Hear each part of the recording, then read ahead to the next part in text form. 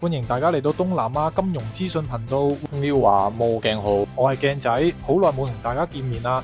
今集介紹一個近期炙手可熱嘅國家新加坡，發掘一下呢個繁華城市別有洞天嘅一面。Hello， 新加坡。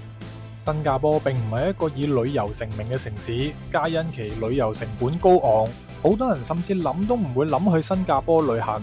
但新加坡近年已經取代香港，成為各國人士嘅掘金重要據點。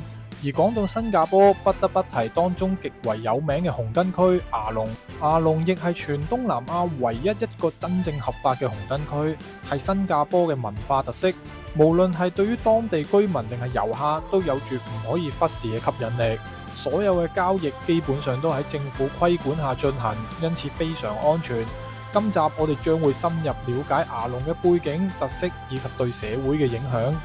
益友們中意鏡仔嘅影片，記得 subscribe 同埋俾 like。更加多嘅資訊可以瀏覽我哋嘅網頁，同加入 Telegram 電報交流群組，進行更深入嘅討論。牙龍係新加坡一個地區嘅名，呢個紅燈區嘅規模並唔細，甚至比起享負盛名嘅泰國都毫不遜色。行喺路邊，你會見到好多小平房，平房嘅外觀一睇就知道係奇奇怪怪嘅地方。但由於係合法紅燈區，受到新加坡政府嚴格嘅監管同埋管理，所以店家嘅門面係非常開放嘅，而且毫不忌諱。單係外觀就具有宣傳性質，憑平房嘅外觀，你大約就可以猜測到該店嘅主題國家。咁大模斯樣咁樣喺社區入邊，實在係令人讚嘆新加坡嘅管理藝術。政府通過法律同埋規定嚟保護性工作者嘅權益及顧客嘅安全，透過呢個方法減少非法活動同社會問題嘅發生。我哋翻查資料得知，裏邊嘅工作人員其實都係外勞，要經過註冊。經理以當地華人為主，佢哋基本上都會講普通話甚至廣東話。新加坡政府通過利用合法公司管理產業，又允許使用外勞，希望減少性罪行嘅發生。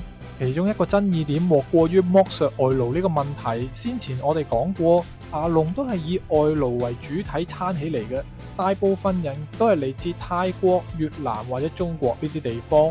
我哋訪問咗一啲唔願出鏡嘅外勞，佢哋表示工資收入每次大概係50到100波子，亦即係大概300到600港幣左右，並且要同公司拆賬。雖然對比佢哋喺家鄉嘅收入已經係一個唔錯嘅水平，但遠遠就比唔上當地工資，而且佢哋工時長，並且以合約方式嚟到新加坡，較容易撞到一啲唔公平嘅對待而冇辦法申訴。因此，其實新加坡社會上對紅燈區嘅爭議聲係冇停過嘅。例如入黑後路上仍然會見到一啲流鶯，佢哋並唔算係喺規管下進行商業活動。呢啲流鶯係唔使經過店家抽佣，所以往往佢哋會開出更加高嘅價格，並且將客人帶到居民區作業，對當地嘅民居造成滋擾。而另外一個就係家庭倫理嘅問題。喺路上除咗遊客，我哋仲見到唔少嘅當地人。尤其是係收工時間，人就更加多。其中一個當地人向我哋表示，新加坡人其實都認為牙龍係一個低檔次嘅地方，質素並唔算好。呢個紅燈區只係政府為咗解決人嘅原始本性而成立。嗰邊嘅公司雖然係合法，但仍保留咗撈偏人士嘅特質，粗聲粗氣，態度唔算好。另外，佢就有朋友曾經俾家人發現，造成分辨。在此睇嚟，牙龍真係一個令人又愛又恨嘅地方。佢嘅存在的確解決咗唔少人嘅基本需求，亦令旅客驚嘆有一個如此嘅美地，但又造成咗一啲社會問題。綜合以上嘅觀點，大家又認為紅燈區合法化是否利大於弊呢？你哋有咩睇法啊？歡迎留言話我知。